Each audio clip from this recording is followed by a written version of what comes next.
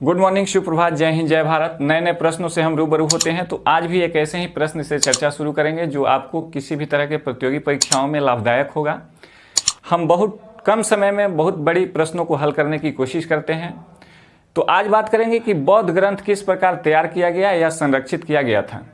गौतम बुद्ध चर्चा और बातचीत करते हुए मौखिक शिक्षा दिया करते थे। महिलाएं एवं पुरुष इन प्रवचनों को सुनते भी थे और इन पर जो चर्चा होती थी, बुद्ध के जीवन में इन संभाषणों को कभी कहीं लिखा नहीं गया। उनके मृत्यु के पश्चात 5वीं या 4वीं सदी ईसा पूर्व उनके शिष्यों ने ज्येष्ठों या ज़्यादा वरिष्ठ श्रवणकों की एक सभा ने बेसली बिहार स्थित वैशाली का पाली भाषा में इसका रूपांतरण किया और अपने से लिखा। उनकी शिक्षाओं का संकलन किया। इन संग्रहों को त्रिपिटक शब्दार्थ भिन्न प्रकार के ग्रंथों को रखने के लिए 3 टोकरियों में बांटा गया।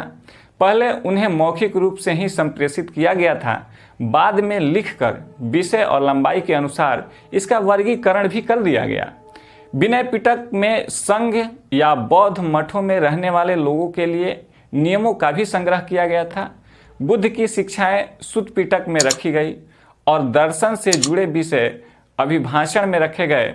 अर्थात हम कह सकते हैं कि जो बुद्ध भगवान की धर्म ग्रंथ है, उसे बुद्ध भगवान ने कभी लिखा नहीं, बल्कि उन्होंने इसे प्रवचनों में और अपने भाषणों में कहा, जो उनके अनुयायी सुने और पुनः उसे तैयार किए, जो आगे चलकर बौद्ध धर्म के लिए उनका ग्रंथ बना, जिसके अनुरूप बौद्ध धर्म का पालन करने वाले लोग चलते हैं और बौद्ध के अनुसरण करने वाले आप उस पवित्र ग्रंथ को अपना मार्गदर्शक मानते हैं।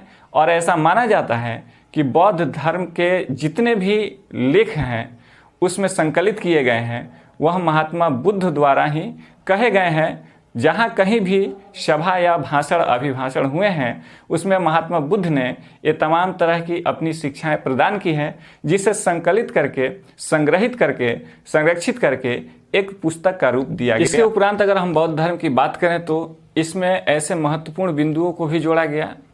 जब बौद्ध धर्म श्रीलंका जैसे नए इलाकों में फैला, दीपवंश यानी दीपों का इतिहास और महावंश यानी महान इतिहास जैसे क्षेत्र विशेष को बौद्ध इतिहास में लिखा गया। यह नई चीज़ें जोड़ी गई।